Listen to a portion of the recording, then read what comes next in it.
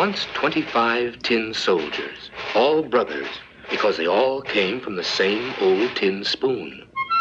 They were shoulder arms, eyes front, that's how they were, and they wore splendid red tunics and blue trousers.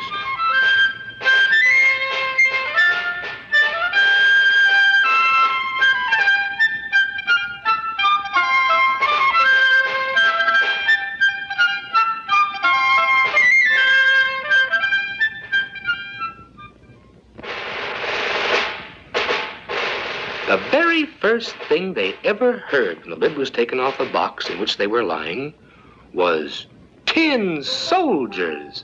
It was a little boy who shouted this. He had been given them for his birthday. He put them up on the table.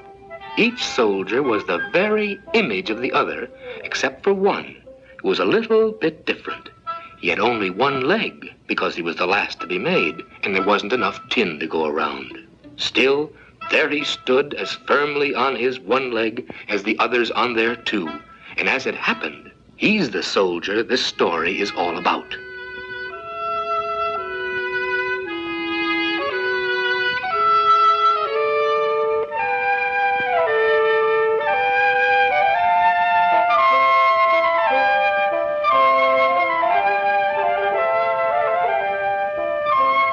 There were a lot of other toys on the table where the tin soldiers had been put.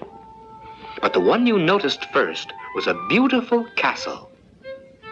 Through its tiny windows, you could see right into the rooms.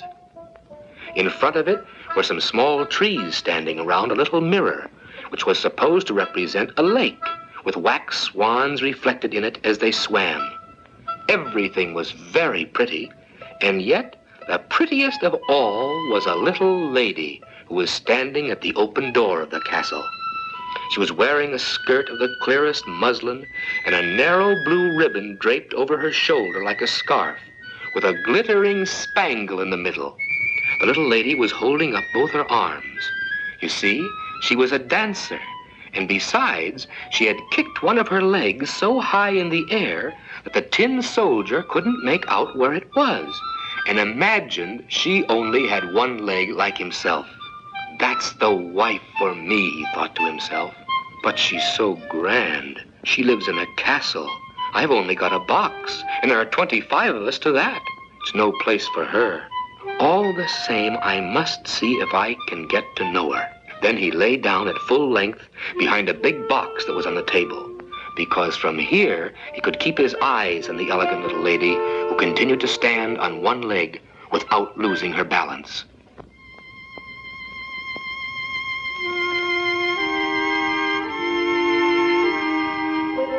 Later in the evening, all the other tin soldiers went back into their box, and the people in the house went to bed.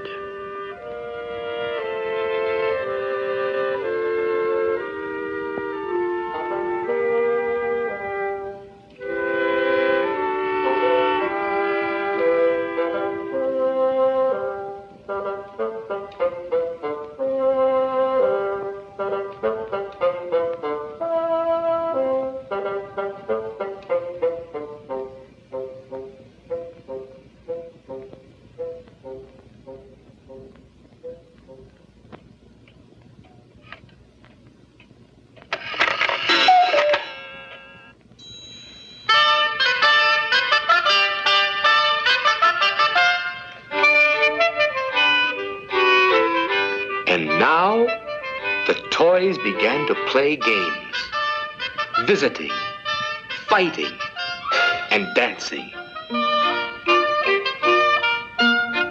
The tin soldiers rattled in their box because they wanted to join in too, but they couldn't get the lid off. The nutcrackers turned somersaults.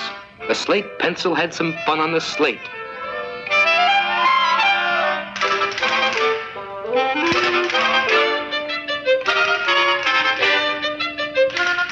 And there was such a noise that the canary woke up and began to join in with some twittering in verse.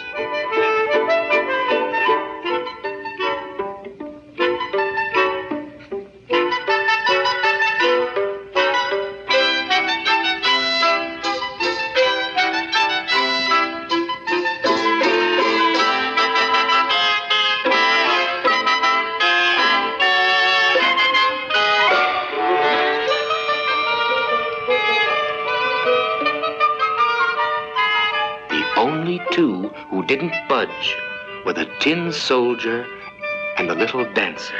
She stood perfectly upright on tiptoe with both arms stretched up, while he was just as staunch with his one leg. His eyes never left her for a moment.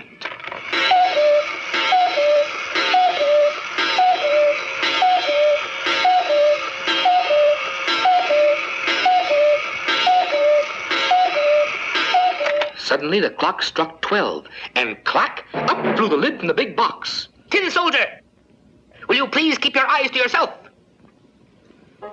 But the soldier pretended not to hear. "All right, you just wait till tomorrow," said the goblin.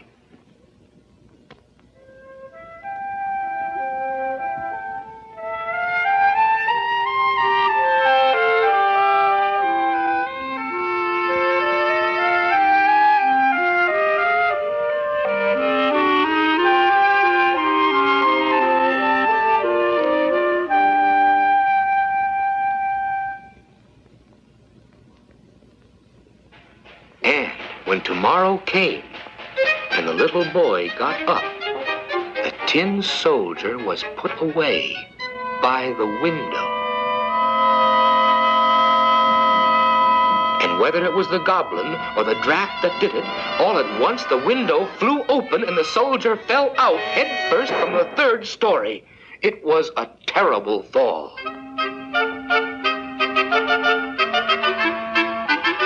The maidservant, the little boy, came down directly to look for him, but although they very nearly stepped on him, they never saw him. If only the tin soldier had called out, "Here I am," they would have found him easily enough.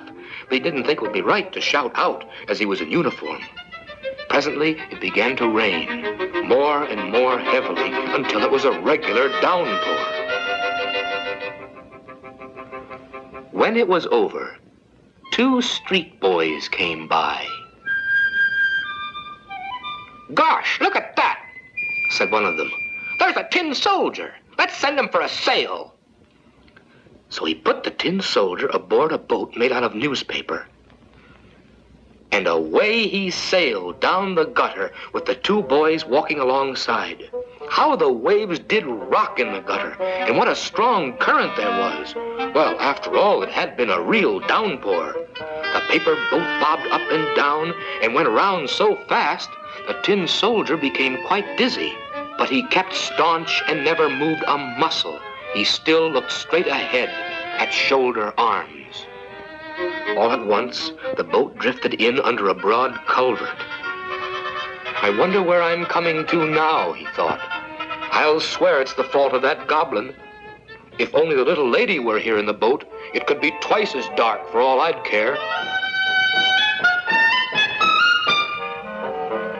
Just then, a great water rat appeared, who lived under the culvert. "Where's your passport?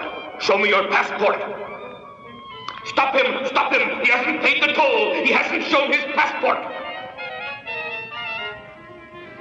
The current grew stronger and stronger. The tin soldier could already see daylight ahead where the culvert ended, but he could also hear a roaring sound that might well bring dismay to the bravest man. Now he had come so near that there was no stopping. The boat dashed out and spun round and filled right up with water. It was bound to sink. The tin soldier was now up to his neck. The boat sank deeper and deeper. At last, the water closed over the soldier's head. He thought of the pretty little dancer that he would never see again, and the old song rang in his ears. On, brave warrior, on where death awaits thee."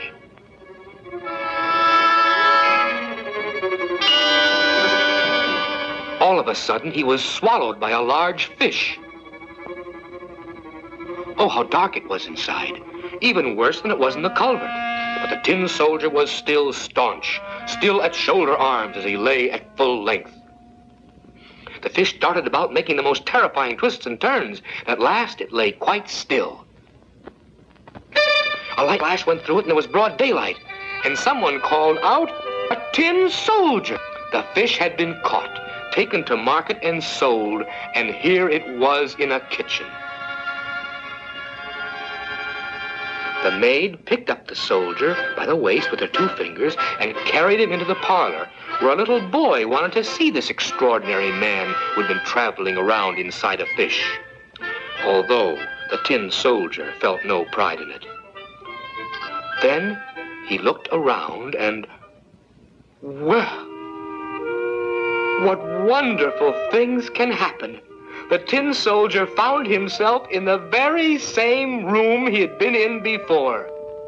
There they were, the same toys on the table, the same beautiful castle, with the same pretty little dancer who still stood on one leg and kept the other one high in the air.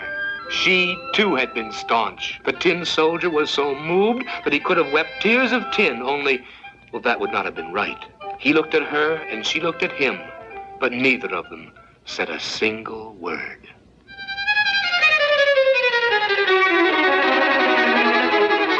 Suddenly, the small boy took the soldier and threw him straight into the stove. He had no reason for doing this. The jack-in-the-box was surely behind it all. The tin soldier stood in a complete glow.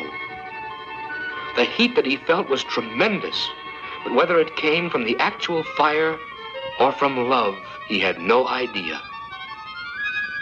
He looked at the little lady. She looked at him, and he could feel that he was melting. But still he stood staunchly at shoulder arms. Then a door opened. The draft caught the little dancer, and she flew like a sylph right into the stove to the tin soldier, flared up like a flame, and was gone. The tin soldier was melted down to a lump.